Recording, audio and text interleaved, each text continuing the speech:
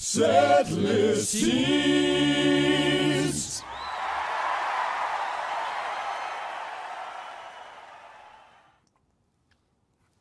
Oh, hello there.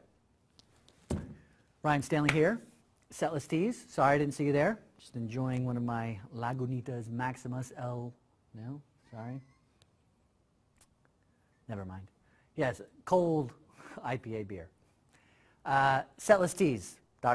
Today's setlist tea of the day is from June 13th, not 1910, because there was not a lot of not a lot of great music being played back then. Actually, that's probably not even true.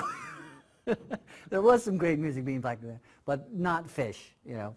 So 2010, Hershey Park Stadium, chocolate.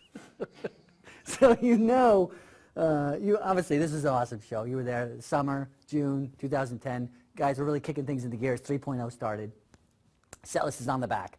So you can check this you can check this out at setlisttees.com/Hershey /Hershey Kiss, all one word. You know, I always do my shout outs and I want to do a shout out to Alicia, and I don't want to be like, oh, thanks, Ryan. With one shout out you do, you're, you know, half in the bag and just shouting about stuff.